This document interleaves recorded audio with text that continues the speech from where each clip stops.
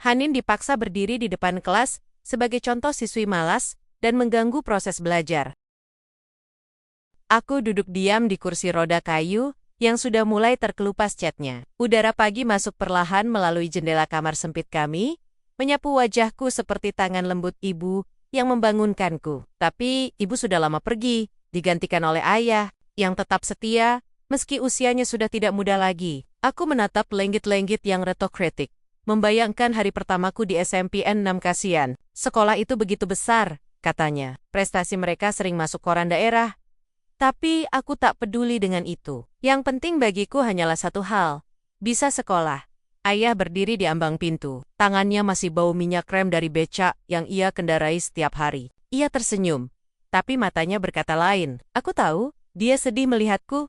Bukan karena aku cacat karena aku bukan, tapi karena aku harus berpura-pura menjadi seseorang yang bukan diriku. Untuk tujuan yang lebih besar? Siap, nak? Tanyanya pelan. Aku mengangguk. Iya, ayah, kami keluar rumah. Rumah kami hanya sebuah kontrakan kecil di pinggir sawah, tempat ayam-ayam tetangga suka berkeliaran. Dindingnya sudah mulai mengelupas, lantainya keramik pecah sana-sini. Tapi untuk ukuran keluarga kami, ini cukup, lebih dari cukup.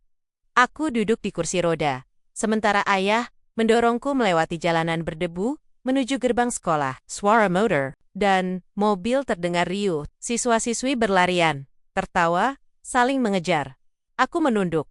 Aku bukan bagian dari dunia itu. Setidaknya, belum.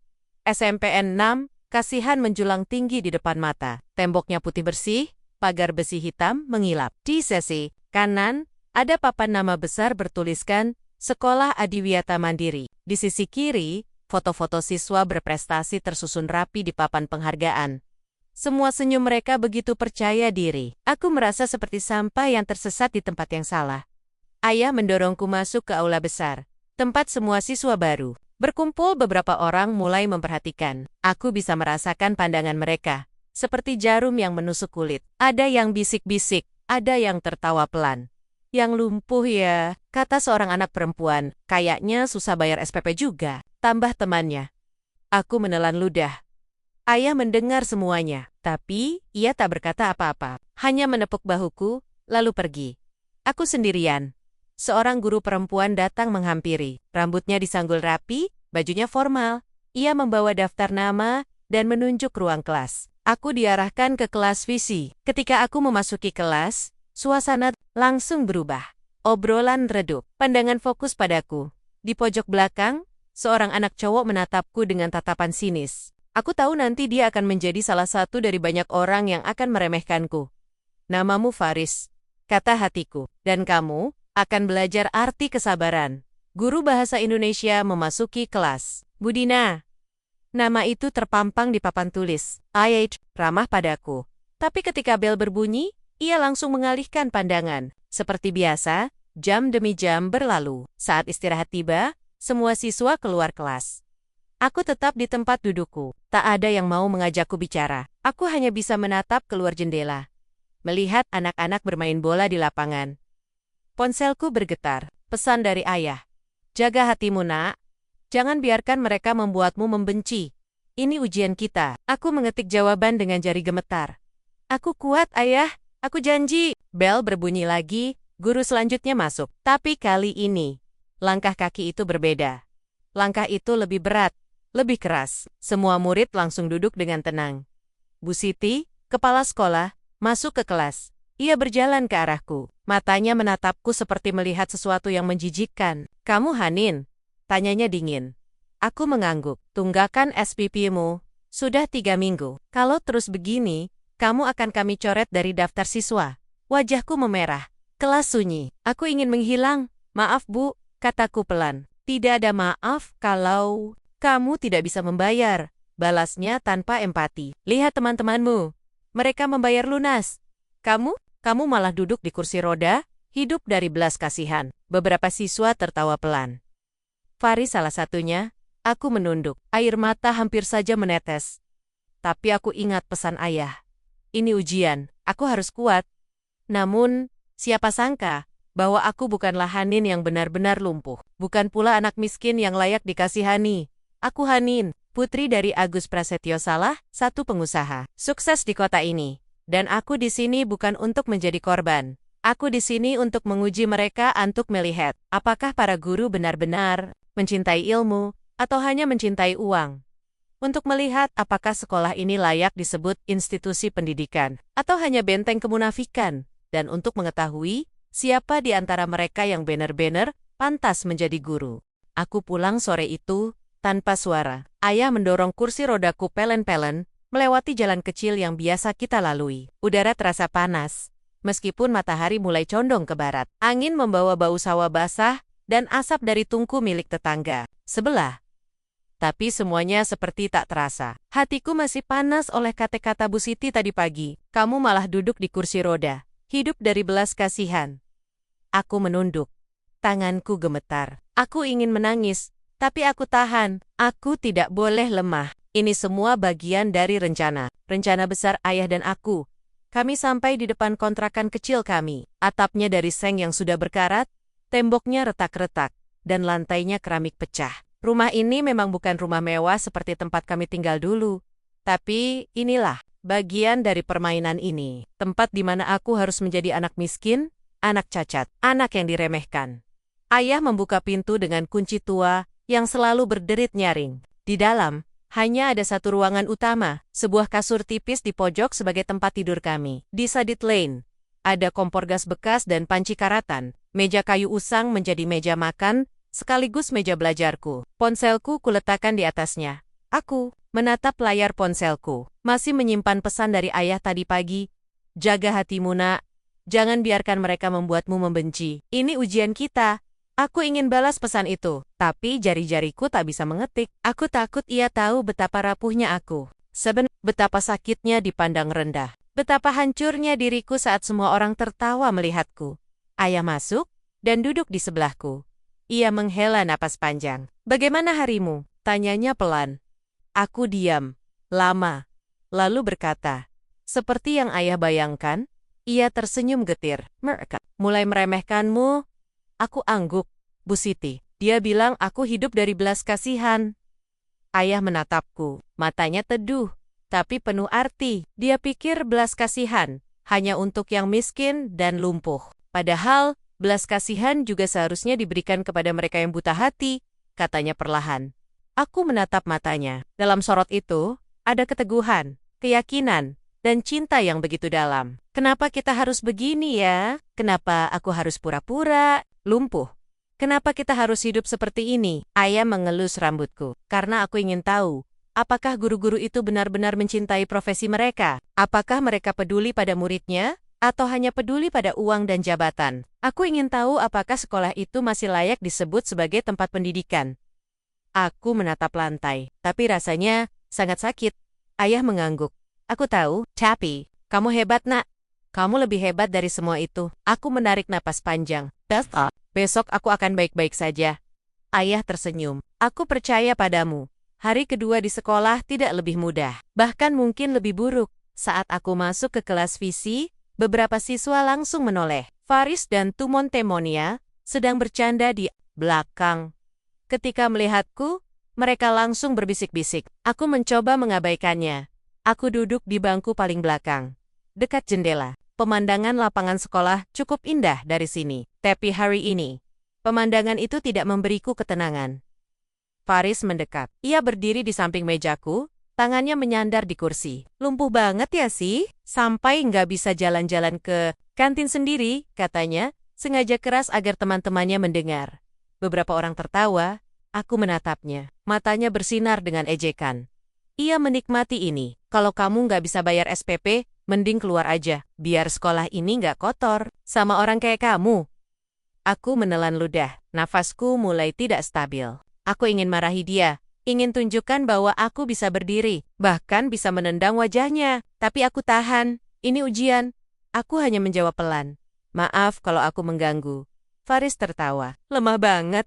Emang dasar pemalas. Ia pergi. Tapi pandangan mereka tetap tertuju padaku. Aku menatap lantai. Aku menolak menangis. Aku tidak akan menangis. Aku bukan korban. Bel berbunyi. Guru datang. Hari bergulir. Tapi beban di hatiku terasa semakin berat. Di jam istirahat, aku duduk sendirian di pojok. Keles, aku membuka tas plastik usangku. Mengambil bekal nasi putih dengan telur dadar tipis. Bekal sederhana dari ayah. Beberapa saat kemudian, langkah kaki terdengar mendekat. Aku mendongak. Bu Dina, guru bahasa Indonesia, berdiri di depanku. APA, Hanin? Tanyanya ramah. Aku menjawab singkat. Baik, Bu. Ia duduk di kursi kosong di sebelahku. Aku lihat kamu sering diam saja. Kamu punya bakat menulis? Ya. Aku terkejut. Dari mana Ibu tahu? Saat tes penempatan kemarin, jawabanmu sangat mendalam. Terlalu dalam untuk ukuran siswa baru. Aku diam. Tak tahu harus menjawab apa. Bu Dina tersenyum. Kamu punya potensi besar, Hanin. Jangan biarkan orang lain membuatmu merasa tidak pantas ada di sini. Aku menatapnya. Untuk pertama kalinya, aku merasa ada seseorang yang melihatku bukan dari kondisi fisik atau dompetku. Tapi, kedang Raz, susah Bu. Ia mengangguk. Aku tahu, tapi kamu harus tetap percaya diri. Dunia ini penuh dengan orang-orang yang tidak adil. Tugas kita adalah tetap tegak, meski badai menerjang. Aku menunduk lagi, lalu bertanya, apa Bu Dina pernah merasa diremehkan? Ia diam sejenak. Lalu meniawab, ya, waktu kuliah dulu aku dari desa, teman-temanku suka menertawakan logatku, tapi aku tidak menyerah. Aku buktikan, kalau aku bisa menjadi yang terbaik. Aku menatapnya, ada kekuatan di dalam tatapan itu. Terima kasih, Bu. Ia tersenyum. Jangan menyerah, Hanin. Kamu punya sesuatu yang mereka tidak punya. Aku tidak tahu maksudnya apa, tapi entah mengapa, perkataannya memberiku sedikit kehangatan. Pulang. Sekolah, aku duduk di kursi roda. Didorong ayah menuju rumah. Langit mulai gelap. Burung-burung pulang ke sarang. Aku menatap langit itu. Kamu baik-baik saja hari ini? Tanya ayah. Aku mengangguk. Ada guru yang baik, Bu Dina. Dia bicara padaku. Dia tidak melihat aku seperti yang lain. Ayah tersenyum. Itu bagus. Tidak semua orang buruk.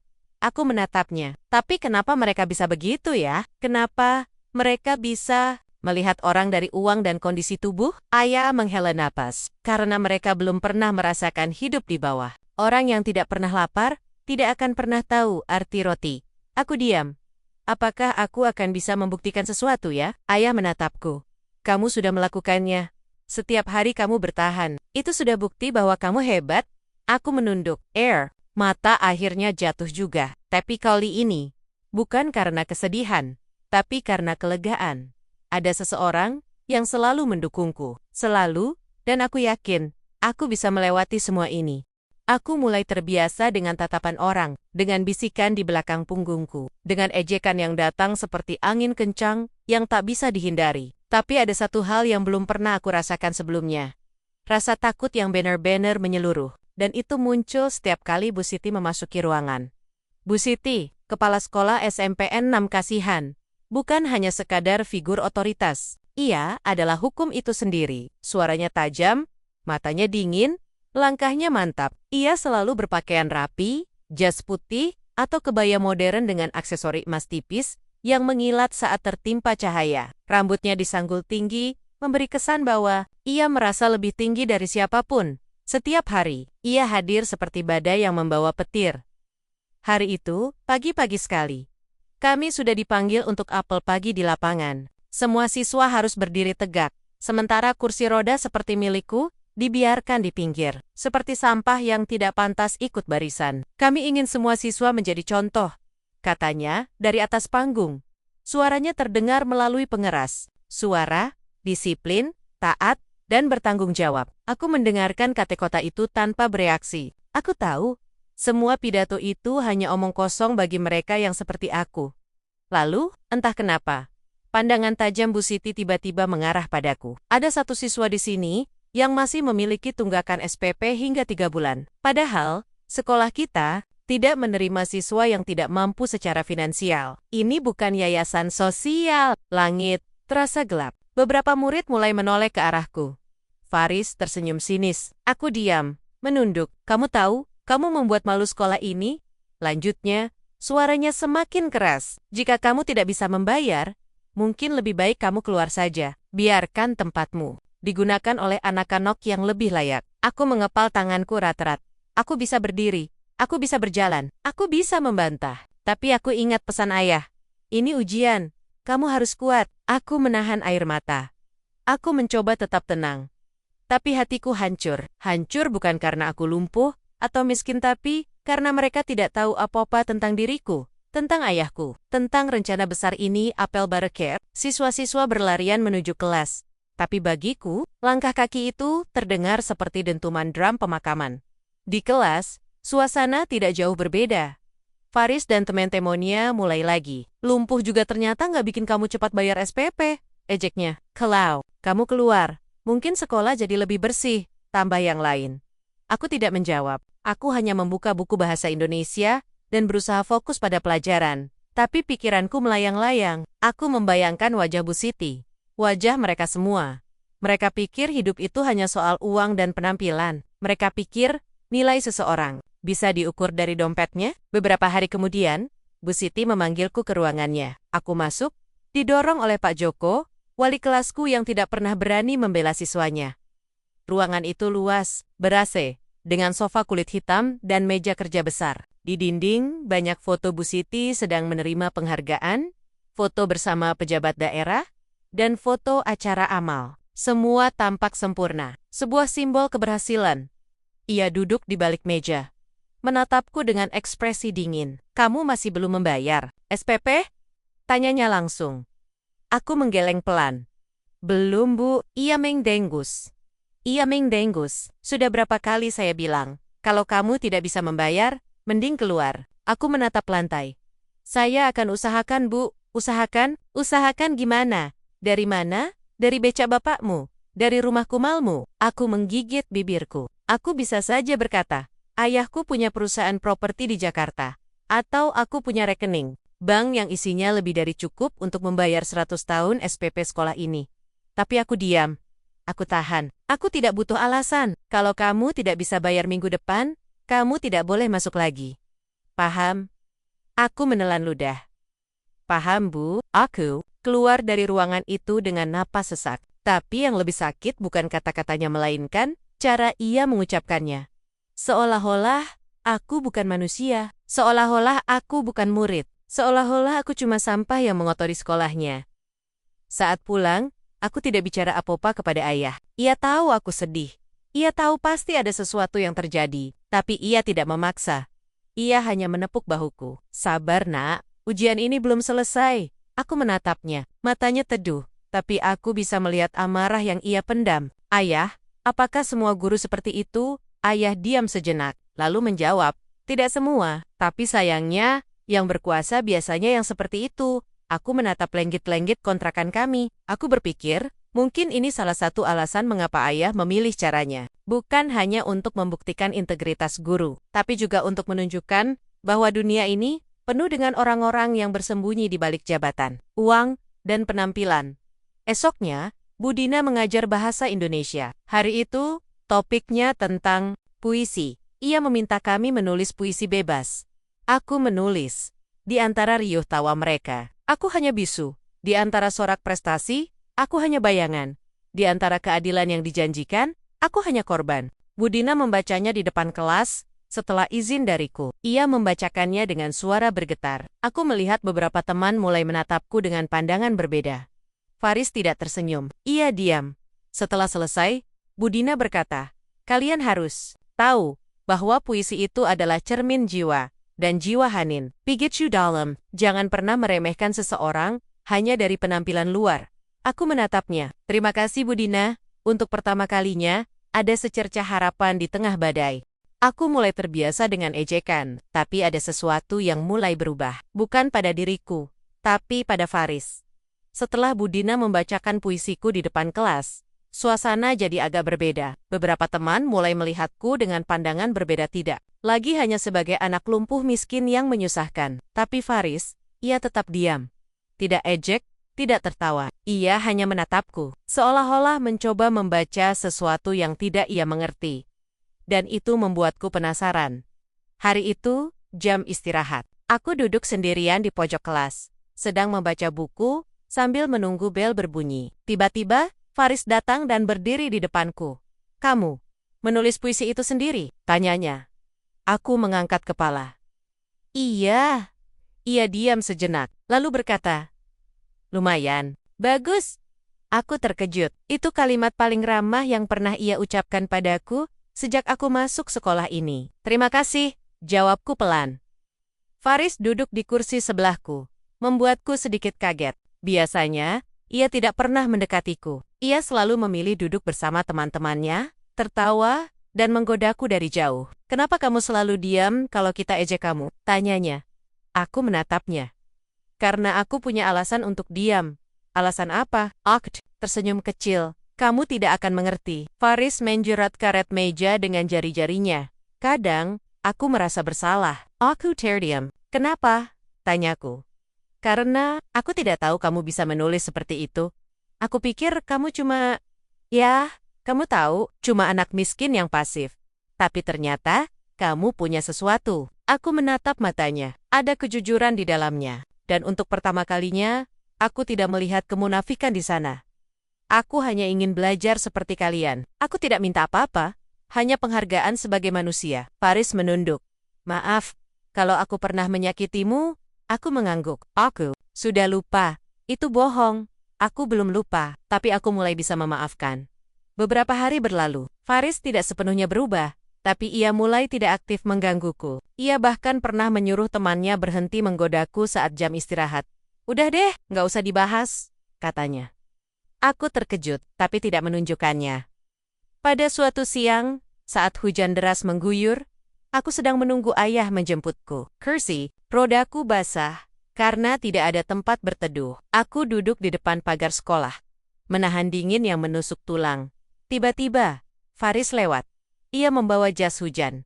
Kamu nggak pulang? Tanyanya. Tunggu ayah? Jawabku. Ia menghela napas. Lalu tanpa berkata apa-apa, ia membentangkan jas hujannya di atas kepalaku. Aku terkejut. Kamu juga basah, kataku. Tidak apa-apa, jawabnya. Kamu lebih butuh ini. Aku menatapnya. Aku tidak tahu harus berkata apa, tapi matiku berkata, terima kasih.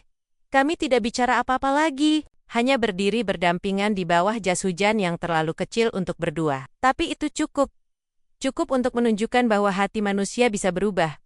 Pada suatu sore, setelah pulang dari sekolah, aku membuka jurnalku. Ayah sudah tahu aku menulis jurnal setiap hari, tapi ia tidak pernah membacanya. Ia tahu itu adalah tempatku menyimpan semua perasaan. Aku menulis. Hari ini, aku melihat sesuatu yang berubah. Tidak pada diriku, tapi pada orang lain. Faris, yang dulu selalu menghinaku, mulai menunjukkan sisi lain. Mungkin ia juga sedang belajar. Belajar menjadi manusia yang lebih baik. Aku menutup jurnalku dan menatap langit-langit kontrakan. Aku ingat kata-kata ayah. Tidak semua orang buruk, tapi kadang mereka butuh waktu untuk menyadari itu. Aku tersenyum tipis. Mungkin, hanya mungkin, aku tidak benar-benar sendirian di sini. Hari itu, langit mendung. Aku bisa merasakan hujan akan segera turun. Suara angin mengalir pelan di antara dedaunan saat aku tiba di sekolah. Didorong oleh ayah seperti biasa. Udara pagi dingin menyusup masuk melalui celah jaket usangku. Aku menunduk, berusaha tidak memperlihatkan ekspresi apapun. Aku sudah belajar untuk menjaga hati, untuk tidak mudah terluka. Kelas visi masih sepi ketika aku masuk. Hanya ada beberapa siswa yang sudah datang. Faris duduk di bangkunya, melihat ke arahku tanpa banyak bicara. Ia tidak lagi mengejekku, tapi ia juga belum sepenuhnya menjadi temanku. Masih ada jarak, masih ada keraguan. Bel berbunyi. Guru masuk, lalu ganti-gantian. Jam demi jam berlalu. Sampai akhirnya, mata pelajaran bahasa Indonesia dimulai. Bu Dina masuk dengan buku tebal di tangan. Rambutnya disanggul rapi. Wajahnya tenang, seperti biasa. Selamat siang anak-anak. Sapanya ramah. Selamat siang Bu, jawab kelas serempak. Ia tersenyum. Lalu mulai membuka materi hari itu. Hari ini, kami akan membahas puisi lagi. Bu Dina Setiap orang mencoba menulis puisi pendek tentang keadilan. Aku langsung tertarik. Saat semua orang sibuk menulis, Bu Dina berjalan melewati bangku-bangku. Saat sampai di dekatku, ia berbisik pelan. Aku senang kamu tetap bertahan, Hanin. Aku menatapnya. Ada kedamaian di matanya. Dan kali ini, aku tidak bisa menahan perasaan itu keluar. Terima kasih Bu, itu membuatku lebih percaya diri. Ayah kecil, lalu melanjutkan berkeliling. Namun, suasana tenang itu tidak bertahan lama.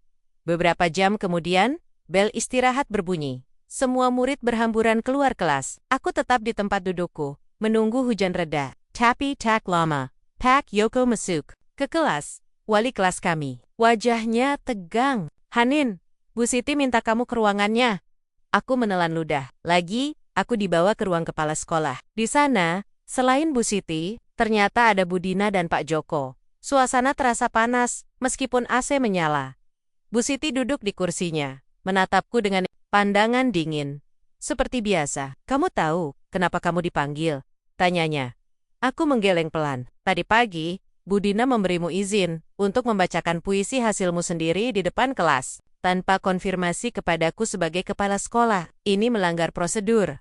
Aku terdiam. Dan kamu, sebagai murid yang memiliki tunggakan SPP, seharusnya tidak diberikan kesempatan seperti itu. Kamu harus sadar tempat. Aku menatap Bu Dina. Ia menatap Bu Siti dengan tatapan tajam. Bu Siti, puisi itu adalah bagian dari pembelajaran, bukan pameran atau promosi. Saya hanya ingin murid-murid belajar dari sesama temannya. Bu Siti mendengus. Jangan beralasan. Kamu tahu kondisi siswi ini. Dia bahkan belum membayar SPP 3 bulan. Apa pantas dia jadi pusat perhatian? Aku menunduk. Aku tahu ini bukan tentang puisiku. Ini tentang harga diriku. Tentang bagaimana Bu Siti ingin terus-terusan membuatku merasa rendah. Bu Dina menatapku, lalu berkata, dia punya bakat, Bu.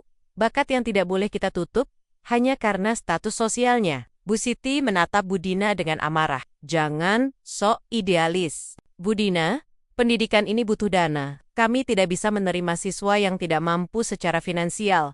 Itu aturan. Bu Dina tidak mundur. Lalu bagaimana dengan janji sekolah ini? Membangun generasi berkualitas tanpa diskriminasi? Janji itu kosong, kalau hanya diucapkan di papan penghargaan. Aku melihat Pak Joko, ia diam saja. Tidak berani bersuara. Seperti biasa, Bu Siti menatapku. Keluarkan dia dari daftar siswa, Pak Yorkin. Dia pulang. Aku menegang. Bu Siti, Bu Dina mulai protes. Saya yang punya otoritas di sini, potong Bu Siti tajam. Dan saya tidak suka guru yang suka melawan kebijakan. Bu Dina menatapnya lama, lalu berkata, kalau begitu, saya akan laporkan. Ini ke Dinas Pendidikan. Bu Siti tersenyum sinis. Silakan, tapi ingat, kamu juga bisa kehilangan pekerjaanmu. Pulang hari itu, aku tidak banyak bicara. Ayah melihat wajahku yang muram. Apa yang terjadi? Tanyanya. Aku menatapnya. Bu Siti mau mengeluarkanku dari sekolah. Ayah, diam sejenak. Lalu duduk di sebelahku. Tapi Bu Dina membela aku. Tambahku. Ayah menghela napas. Ada guru yang masih punya hati. Itu baik. Aku menatap langit-langit kontrakan. Aku tidak sedih karena ancaman pengeluaran. Aku sedih karena melihat betapa mudahnya manusia menggunakan jabatan untuk melanggar nilai-nilai dasar mereka. Kenapa Bu Siti bisa begitu ya? Ayah menjawab pelan. Karena ia takut. Takut pada kebenaran. Takut pada murid yang tidak sesuai dengan stereotipnya, dan takut pada guru yang masih punya nurani. Aku menunduk. Aku tidak ingin Bu Dina kehilangan pekerjaannya. Ayah menepuk bahuku. Kamu tidak sendiri lagi, Nak. Kamu punya seseorang yang peduli padamu. Dan itu artinya dunia. Aku menatap matanya. Aku tahu, ujian ini belum selesai, tapi untuk pertama kalinya, aku merasa ada harapan. Sebuah harapan kecil, tapi cukup besar untuk membuatku tetap berdiri. Aku tidak menyangka hari itu akan menjadi hari terburukku di sekolah. Matahari bersinar terang pagi itu, tapi aku bisa merasakan udara yang aneh seolah-olah sesuatu sedang menunggu untuk meledak. Ketika aku masuk ke kelas visi, semua orang sudah duduk di tempat masing-masing. Faris ada di bangkunya, tapi ia tidak seperti biasa. Ia tidak menyapaku, bahkan tidak menatapku. Hanya diam, matanya kosong. Aku mencoba mengabaikan perasaan buruk itu. Aku membuka buku bahasa Indonesia dan mulai membaca pelajaran hari ini. Tapi tek lama, bel berbunyi, dan Pak Joko masuk. Semua murid, silakan ke aula besar. Ada pengumuman penting dari Bu Siti. Katanya tanpa ekspresi. Aula besar? Ini belum pernah terjadi sebelumnya. Di aula, seluruh siswa berkumpul. Semua kelas hadir. Suara riuh memenuhi ruangan. Tapi ketika Bu Siti naik ke panggung, semuanya langsung diam. Ia memakai jas putih panjang, rambutnya disanggul tinggi, wajahnya datar. Di sampingnya, ada Pak Supriyadi, bendahara sekolah, membawa map coklat tebal. Selamat siang, anak-anak, ucapnya, melalui mikrofon. Selamat siang, Bu, jawab seluruh siswa serempak. Bu Siti tersenyum tipis. Hari ini, saya ingin memberikan contoh nyata tentang pentingnya tanggung jawab dan kedisiplinan. Sebagai institusi pendidikan, kami tidak bisa membiarkan satupun murid mengganggu proses belajar hanya karena ketidakmampuan finansial. Aku mulai gelisah. Lalu, pandangannya beralih padaku. Hanin, tolong maju. Aku terkejut. Semua mata langsung tertuju padaku. Faris menatapku. Wajahnya tegang. Aku didorong oleh salah satu guru hingga sampai di depan panggung. Aku menunduk. Aku tahu, ini tidak akan baik-baik saja. Bu Siti melanjutkan. Suaranya keras dan tegas. Saya ingin semua murid di sini menyaksikan apa yang terjadi pada murid yang tidak bisa membayar SPP selama 3 bulan berturut-turut. Bukan hanya itu, ia juga sering absen, tidak aktif dalam pembelajaran, dan menggunakan kursi roda sebagai alasan untuk tidak ikut upacara. Itu bohong.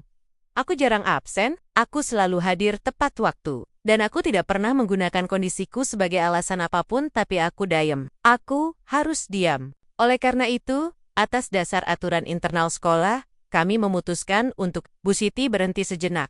Membuat suasana semakin tegang. Memberikan surat peringatan terakhir kepada Hanin. Jika minggu depan, ia belum membayar tunggakan SPP, maka ia dikeluarkan dari SMP 6. Kasihan, aula sunyi. Tidak ada suara. Bahkan, angin pun seolah takut mengganggu momen ini. Beberapa siswa mulai berbisik. Aku bisa mendengar. Penasaran lihat reaksi bapaknya. Pasti nggak bisa bayar. Cepetan aja. Keluar. Kasihanin yang lain. Faris menatapku dari kejauhan. Matanya penuh penyesalan. Aku menelan ludah.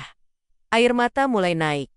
Tapi aku tahan. Aku tidak akan menangis. Aku tidak akan memberi mereka kesenangan melihatku hancur.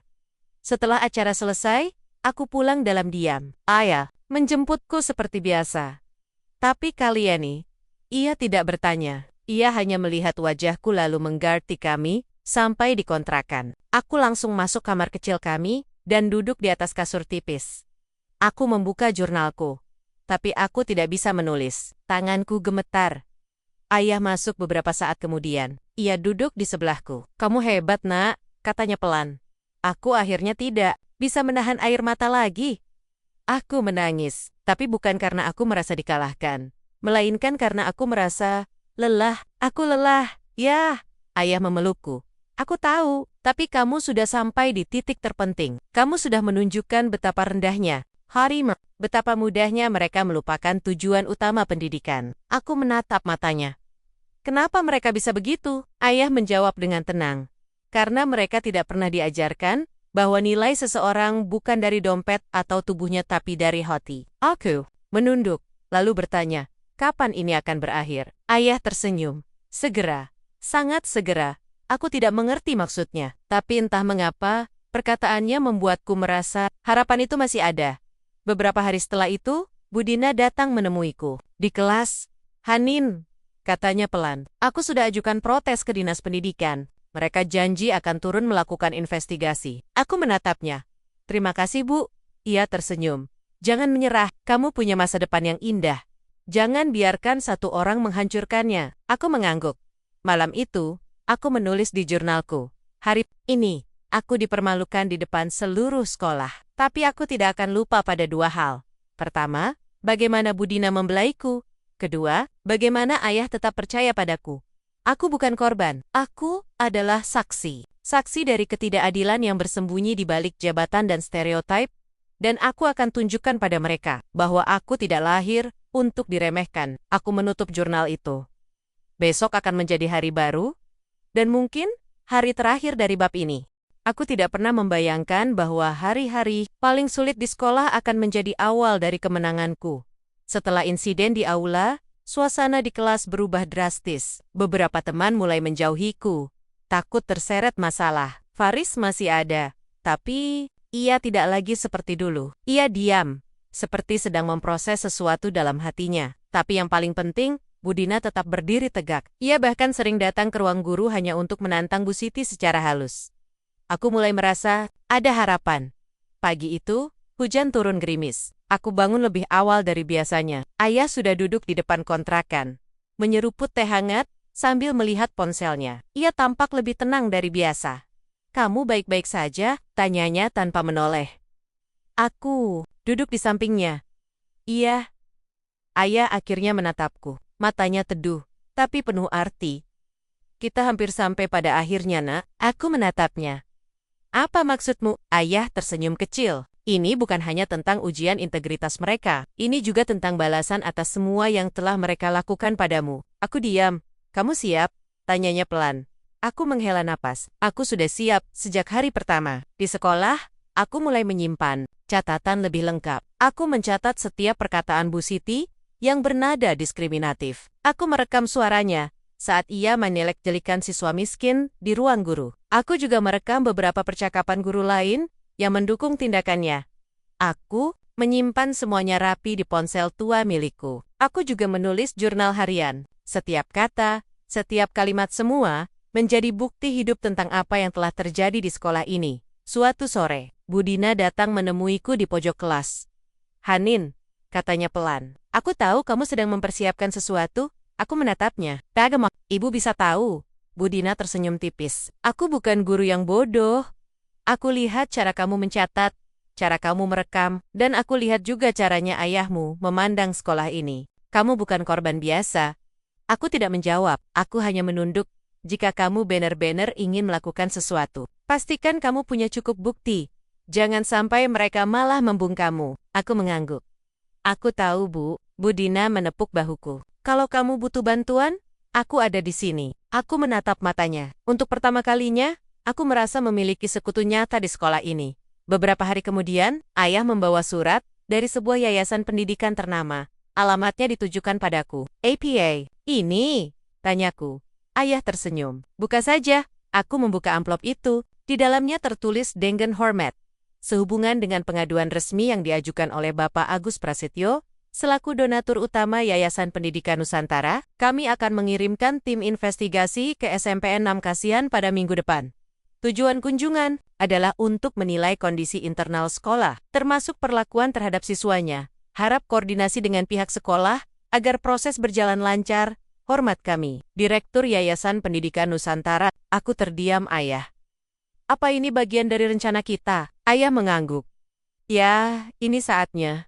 Aku menatap lenggit-lenggit kontrakan. Aku tahu apa yang akan terjadi nanti bukan hanya tentangku. Ini tentang banyak anak yang pernah diremehkan karena kondisi fisik atau status sosialnya. Ini tentang keadilan.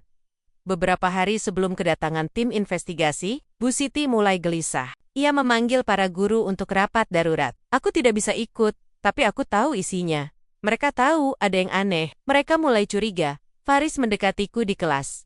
Kamu tahu ya? Tanyanya. Aku menatapnya. Apa yang kamu tahu? Faris menurunkan suaranya. Ayahmu. Bukan tukang becak kan? Aku diam sejenak, lalu berkata, kamu pintar. Faris tersenyum kecil. Aku tidak akan bilang siapa-siapa. Aku menatapnya. Terima kasih. Ayah, aku penasaran. Kenapa kamu harus pura-pura lumpuh dan miskin? Aku menatap matanya untuk melihat apakah guru-guru benar-benar mencintai profesi mereka atau hanya mencintai jabatan dan uang. Faris menunduk dan jawabannya, aku tersenyum. Tipis. Sudah hampir ketahuan. Malam itu, aku menulis di jurnalku. Aku tidak pernah membayangkan akan sampai di titik ini. Dari kursi roda, ejekan, hingga rahasia besar yang akan terbongkar. Tapi aku tahu satu hal. Aku tidak sendiri. Ada ayah, ada Bu Dina. Bahkan Faris, yang dulu menghinaku, mulai berubah. Besok, mungkin akan menjadi hari terakhir aku duduk di kursi roda ini. Besok, aku akan berdiri, bukan hanya secara fisik, tapi juga sebagai saksi kebenaran. Aku menutup jurnal itu. Esok hari, segalanya akan berubah. Hari itu, cuaca mendung. Aku duduk di bangku paling belakang kelas 7C, seperti biasa, tangan memegang jurnal kecilku yang hampir penuh. Aku tidak bisa diam saja. Setiap hari aku mencatat perkataan Bu Siti, ekspresi guru-guru saat membicarakan siswa miskin dan semua hal yang menunjukkan betapa rusaknya sistem di sekolah ini. Faris duduk di sampingku. Ia tidak banyak bicara, tapi ia selalu ada. Bahkan ia pernah melindungiku dari ejekan Tu Montemonia sendiri. Kamu yakin akan melakukan ini? Tanyanya pelan. Aku menatap matanya. Aku harus melakukannya. Ia menghela napas. Aku cuma takut. Kamu akan dicaci setelah ini. Aku tersenyum tipis. Lebih baik dicaci sebagai orang yang jujur, daripada dipuji sebagai korban yang lemah. Faris mengangguk, tapi ia belum sepenuhnya tenang. Bel berbunyi. Semua murid dipanggil ke aula besar. Tidak ada penjelasan rinci, hanya instruksi singkat dari wali kelas. Semua siswa wajib hadir. Ini rapat penting. Di aula, suasana tegang. Para guru berkumpul di depan panggung, termasuk Bu Siti, Bu Dina, Pak Joko, dan beberapa guru senior lainnya. Di tengah kerumunan, kursi-kursi telah disediakan untuk para tamu undangan. Aku duduk di deretan belakang, didorong oleh Faris.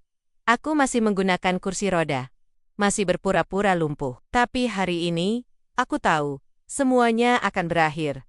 Bu Siti naik ke panggung, suaranya datar tapi tegas. Anak-anak, hari ini kita kedatangan tamu istimewa, seorang donatur besar yang telah menyokong pembangunan fasilitas sekolah kita selama bertahun-tahun.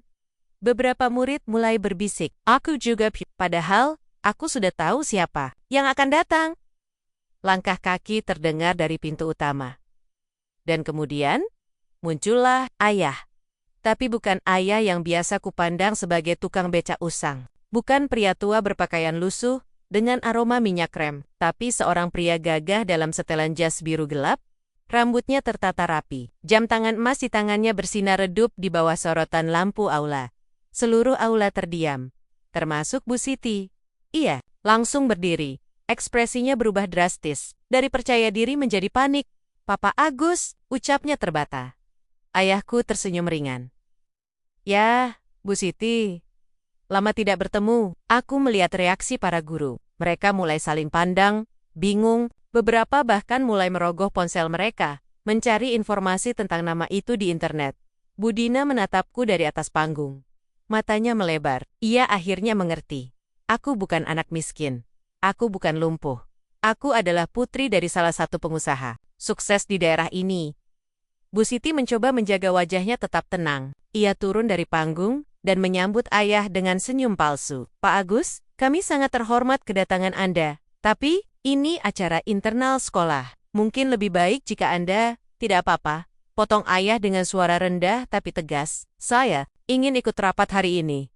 Karena ini juga tentang anak saya. Seluruh aula benar-benar sunyi. Beberapa murid mulai menoleh ke arahku. Aku masih duduk di kursi roda, tapi mataku lurus menatap Bu Siti. Ayah melanjutkan. Saya ingin semua orang di sini tahu. Anak saya, Hanin Prasetyo, bukanlah siswi miskin yang hidup dari belas kasihan. Kelumpuhannya adalah pura-pura. Juga pura-pura. Aku menahan napasku. Dan kemudian, aku berdiri. Dengan langkah mantap, aku berjalan menuju panggung. Langkah pertamaku terasa aneh. Setelah begitu lama duduk di kursi roda. Tapi aku tidak goyah. Aku mendengar desahan kaget dari para siswa. Teriakan kecil. Dan tatapan tidak percaya, Faris menatapku. Matanya membesar. Tapi kemudian, ia tersenyum. Aku sampai di panggung. Aku berdiri di sebelah ayah. Lalu aku berkata, saya bukan lumpuh. Saya bukan miskin. Saya di sini untuk satu tujuan. Menguji integritas guru-guru di sekolah ini. Apakah benar-benar mencintai profesi mereka? Atau hanya mencintai jabatan dan uang? Aula benar-benar hancur dalam kesunyian. Bu Siti mundur selangkah. Wajahnya pucat. Aku melanjutkan. Setiap kata yang keluar dari mulut ibu, setiap perlakuan buruk yang ibu lakukan padaku, saya rekam, saya simpan, saya catat, dan saya laporkan ke Dinas Pendidikan. Bu Siti gemetar. Aku menatap seluruh guru. Saya juga punya bukti dari perilaku guru-guru yang tidak adil, yang membeda-bedakan siswa, yang menertawakan nasib buruk, yang tidak peduli pada muridnya, selama mereka tidak membayar. Aku menatap Bu Dina. Ia tersenyum kecil. Aku tahu, ia tidak termasuk dalam daftar itu. Lalu aku berkata, ini bukan tentang dendam, ini tentang keadilan, tentang apakah sekolah ini layak disebut institusi pendidikan, atau hanya benteng ketidakadilan. Beberapa detik kemudian, tepuk tangan terdengar. Pertama dari Bu Dina, lalu dari beberapa murid, termasuk Faris. Aku menatap ayah. Ia tersenyum. Bangga. Bu Siti berdiri di sudut panggung, wajahnya kosong, seperti jiwa yang baru saja dihancurkan. Aku tahu, ini bukan akhir dari segalanya, tapi ini adalah awal dari kebenaran yang tidak bisa dibungkam lagi. Aula masih terasa seperti mimpi. Aku berdiri di atas panggung, di tengah sorak-sorai kecil, dari beberapa murid dan diamnya para guru. Tapi yang paling mencolok adalah ekspresi kosong di wajah Bu Siti. Seperti jiwa yang baru saja dihancurkan oleh kenyataan. Ayahku menatapnya tanpa rasa iba. Bu Siti, katanya pelan namun tegas.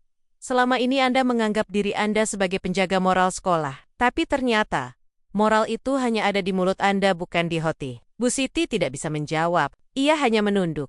Tangannya gemetar. Beberapa jam setelah rapat Dewan Guru selesai, media lokal sudah memenuhi halaman depan sekolah. Kamera merekam segalanya. Judul-judul mulai bermunculan. Kepala sekolah ternama dihancurkan oleh siswi yang dipermalukan pengusaha sukses bongkar ketidakadilan di SMPN 6. Kasihan, siswi lumpuh palsu ungkap ujian moral untuk guru-guru. Aku melihat semuanya dari jendela kelas. Aku tidak merasa senang, aku juga tidak merasa puas. Yang ada hanyalah perasaan lega, sebuah beban yang akhirnya terlepas. Faris mendekatiku. Aku nyangka, kamu benar-benar anak pengusaha. Aku tersenyum tipis. Dan kamu benar-benar sahabat yang aku tidak sangka punya. Faris tertawa kecil. Aku minta maaf tentang semua yang pernah aku lakukan. Aku menatapnya. Kamu sudah berubah, itu lebih penting daripada permintaan maaf. Ia mengangguk. Kalau butuh apa-apa, aku di sini. Aku mengucapkan terima kasih dengan pandangan mata di ruang guru. Suasana sangat tegang. Beberapa guru berkumpul, membicarakan nasib mereka. Pak Joko, wali kelasku, kelihatan cemas. Ia tidak pernah membela siswanya, tapi ia juga tidak pernah menyakitiku secara langsung. Budina datang menemuiku. Hanin, katanya pelan. Tim investigasi dari Dinas Pendidikan sudah tiba. Kamu siap memberikan kesaksian? Aku mengangguk. Aku bersiap sejak hari pertama. Budina tersenyum. Kamu hebat, lebih hebat dari yang kau kira. Aku masuk ke ruang kepala sekolah yang sekarang sudah kosong. Hanya ada kursi kosong di belakang meja. Dan sebuah foto Bu Siti di dinding, tersenyum bangga. Aku duduk di tempat biasanya ia duduk. Aku melihat keluar jendela. Langit biru, terbang bebas. Lalu aku mulai berbicara. Aku ceritakan semua. Mulai dari ejekan teman-temanku, tekanan dari Bu Siti, hingga ancaman pengeluaran karena tunggakan SPP yang bahkan tidak pernah aku miliki. Aku tunjukkan rekaman suara, foto, dan jurnal harianku, semua bukti lengkap.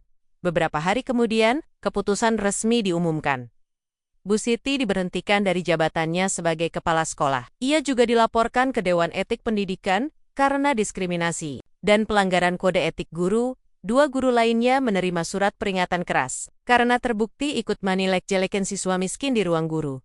Pak Joko tetap dipertahankan, tapi diminta mengikuti pelatihan anti-diskriminasi. Sementara Budina diangkat sebagai kepala sekolah baru. Pulang ke rumah, ayah menungguku di depan kontrakan. Ia tersenyum saat melihatku. Bagaimana? Tanyanya. Aku duduk di sebelahnya. Selesai. Ayah mengelus rambutku. Kamu sudah melakukan sesuatu yang luar biasa. Aku menatap lenggit-lenggit kayu kami. Tapi aku takut. Apakah semua orang akan benar-benar berubah? Ayah tersenyum. Perubahan itu tidak instan. Tapi kamu sudah meletakkan benihnya. Dan itu artinya banyak. Aku mengangguk. Aku tahu. Sekolah itu belum sempurna. Masih banyak guru yang belum sepenuhnya sadar. Masih banyak siswa yang masih percaya bahwa uang dan penampilan menentukan nilai seseorang. Tapi setidaknya, hari ini, aku telah menunjukkan bahwa manusia bisa berubah. Esok pagi, aku pergi ke sekolah tanpa kursi roda. Langkah kakiku terasa asing tapi ringan. Aku disambut tatapan kaget. Tapi juga hormat. Bahkan Faris datang, menyambutku. Selamat datang kembali, Hanin. Aku tersenyum. Terima kasih. Aku tidak pernah membayangkan bahwa suatu hari nanti, aku akan kembali ke sekolah ini sebagai siswi biasa, bukan sebagai korban, bukan sebagai anak lumpuh miskin, tapi sebagai Hanin siswi yang berhasil mengubah cara pandang banyak orang. Langkah kakiku mantap saat memasuki gerbang SMPN 6. Kasihan pagi itu. Aku tidak lagi menggunakan kursi roda.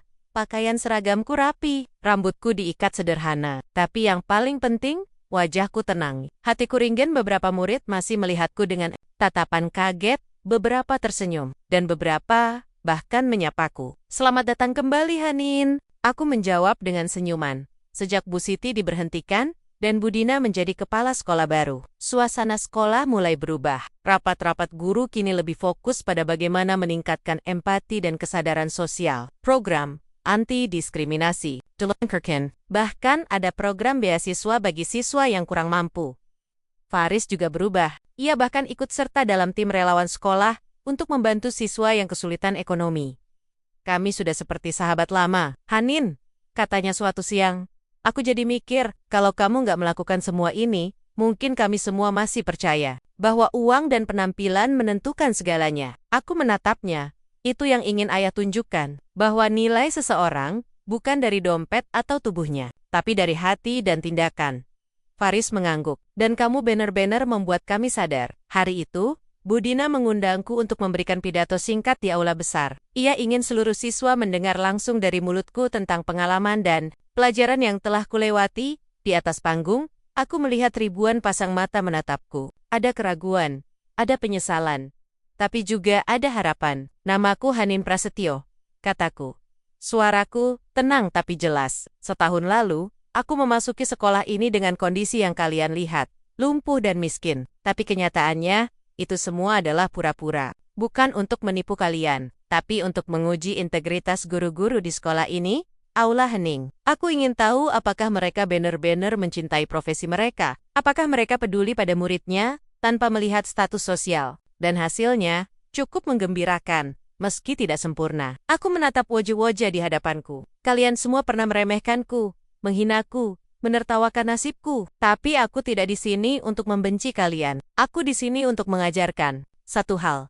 Jangan pernah menilai seseorang hanya dari apa yang terlihat di luar. Aku menarik napas. Jika kalian ingin menjadi manusia hebat, mulailah dengan menjadi manusia yang adil. Jangan biarkan uang, penampilan, atau stereotip menghalangi kalian melihat kebaikan di balik diri seseorang.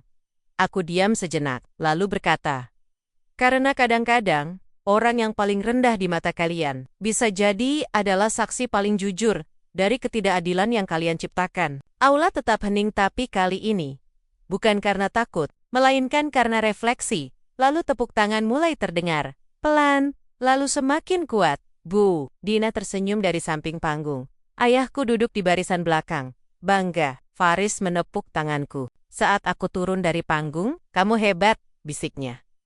Aku hanya tersenyum.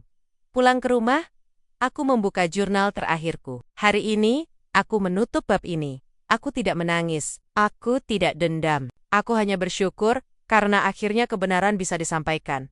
Aku tidak ingin semua ini dijadikan cerita heroik tentang diriku. Aku hanya ingin kalian tahu, tidak ada manusia yang pantas diremehkan hanya karena ia miskin atau berbeda. Dan jika kalian membaca catatan ini, ingatlah satu hal. Jangan pernah menjadi buta oleh kemewahan. Jangan pernah menjadi tuli terhadap suara mereka yang lemah. Karena pendidikan yang sesungguhnya bukan hanya tentang ilmu, tapi tentang hati. Aku menutup jurnal itu. Langit-langit kontrakan kami tampak sama seperti dulu. Tapi rasanya, dunia sudah berubah. Ayah masuk dan duduk di sebelahku. Bagaimana perasaanmu? Tanyanya. Aku menatap matanya. Lega Aa? Ia tersenyum. Aku tahu, kamu sudah melakukan sesuatu yang sangat berani. Aku menghela napas. Aku hanya berharap agar tidak ada lagi anak sepertiku yang harus mengalami hal yang sama. Ayah menepuk bahuku. Kamu sudah meletakkan batu pertama. Semoga generasi berikutnya tidak perlu melangkah seberat kamu. Aku mengangguk. Mudah-mudahan, dari jendela kecil kontrakan kami, sinar matahari sore masuk perlahan. Burung-burung pulang ke sarangnya. Angin bertiup tenang. Dunia terasa damai. Dan untuk pertama kalinya, aku merasa bahwa dunia ini masih layak untuk dipercaya.